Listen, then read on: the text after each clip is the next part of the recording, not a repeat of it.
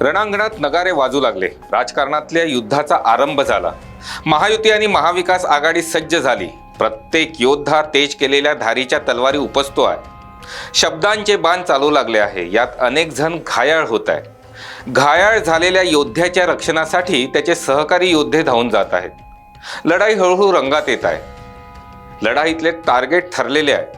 महायुतीची सारी शस्त्रे शरद पवार आणि उद्धव ठाकरे यांना टार्गेट करत आहेत, तर महाविकास आघाडीचा एक योद्धा दिल्लीवर स्वारी करतोय.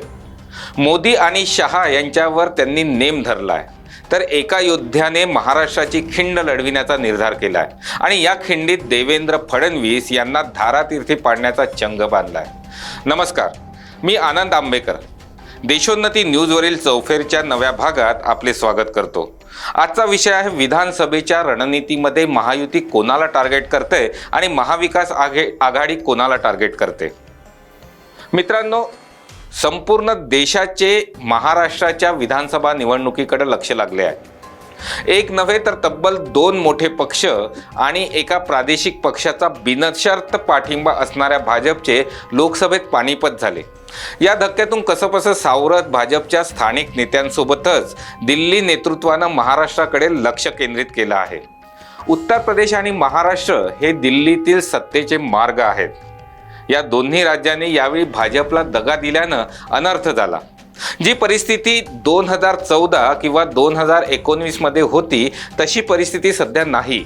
त्यामुळे 2029 साठी पाया मजबूत करायचा असेल तर महाराष्ट्र पुन्हा हातात येणे अत्यावश्यक आहे आणि त्यासाठीच भाजपनं मोर्चेबांधणी सुरू केली. या मोर्चेबांधणीत महायुतीनं टार्गेट ठरवलं आहे. सध्याच्या परिस्थितीतील देशाच्या राजकारणातील सर्वात अनुभवी नेते म्हणून ओळख असलेले शरद पवार हे सध्या महायुतीचे सॉफ्ट टार्गेट आहेत. पवारांची प्रतिमा या ना त्या कारणानं मलिन करायची आणि आघाडीला तडे पाडायचे असा काहीसा प्लान असावा.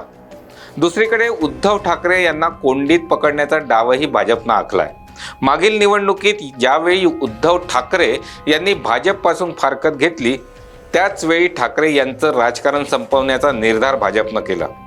ठाकरे पिता पुत्रांना खोट्या आरोपात गोवण्याचं षडयंत्र फडणवीस यांनी रचलं. याचा गौप्यस्फोट माजी गृहमंत्री अनिल देशमुख यांनी केला. दुसरीकडे महाविकास आघाडीनं उत्तम रणनीती तयार केली. ज्येष्ठ नेते शरद पवार यांनी नरेंद्र मोदी आणि अमित शहा यांना शिंगावर घेत निवडणुकीत हेच दोघे आपले टार्गेट असल्याचं अप्रत्यक्षरित्या सांगून दिलं. त्यांनी भविष्यातील राजकारणाचा अचूक वेध घेत ही निवडणूक महाविकास आघाडी विरुद्ध महायुती नव्हे तर महाराष्ट्र विरुद्ध गुजरात अशी रंगविण्याचा प्रयत्न सुरू केला आहे.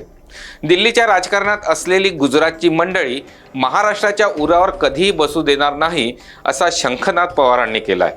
राजकीय विश्लेषकांच्या म्हणण्यानुसार पवार इतके आक्रमक कधीच नव्हते. थेट देशाच्या गृहमंत्र्यांना तडीपार संबोधून त्यांनी आपले मनसुबे काय असतील हे दाखवून दिलं. पवारांचे हे आरोप तथ्य असलेले होते, तर दुसरीकडे मोदी आणि शहा यांनी केलेल्या आरोपात कुठलेही तथ्य नव्हतं. उद्धव ठाकरे यांनी महाराष्ट्राचा किल्ला लढविण्यास सुरुवात केली. तू नाही तर मी असे थेट आव्हान देत उद्धव ठाकरे यांनी तलवार उपसली. या आव्हानाची चर्चाही चांगलीच रंगते. पवार आणि ठाकरे यांची प्रतिमा खराब करण्याचा डाव आता फडणवीस यांच्यावरच तर उलटत नाही ना अशी चर्चा देखील सुरू झाली आहे. कारण राज्यात फडणवीस यांना टार्गेट करण्यासाठी महाविकास आघाडीचीच नव्हे तर सामाजिक चळवळीतील लोकांची फौज कामाला लागली आहे.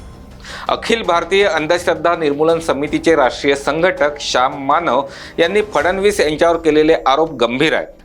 मराठा आंदोलनाचे नेते मनोज जरांगे पाटील हे फडणवीसांच्या मागे हात धुवून लागले आहेत. भाजपची एक स्ट्रॅटेजी आहे.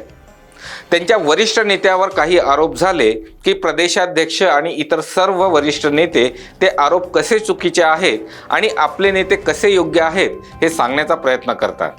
अमित शहा यांना तडीपार म्हटल्यानंतर वनमंत्री सुधीर मुनगंटीवार यांनी पवारांवर पलटवार केला. वैफल्यातून पवार बोलले असं ते म्हणाले.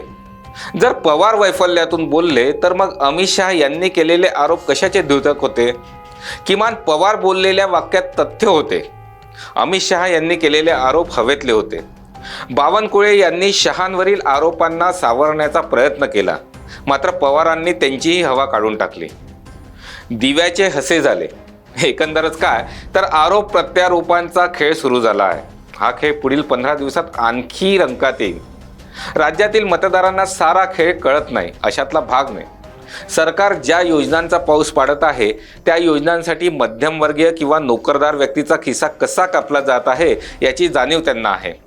सरकारी कर्मचारी आणि मध्यमवर्गीय कुठलीही किरकिर न करता टॅक्स भरतो, मात्र त्याच्या लाभाच्या योजनाच नाही. सरकारी कर्मचाऱ्यांच्या जुन्या पेन्शनच्या मागणीचे भिजत गोंगडे आहे.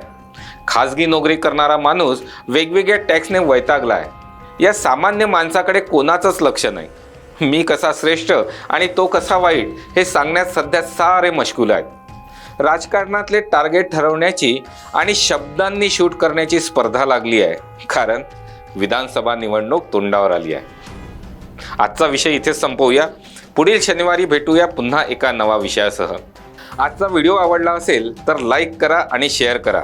आपण या चॅनलवर नवे असाल तर चॅनल सबस्क्राईब करण्यास विसरू नका. बघत रहा देशोन्नती न्यूज.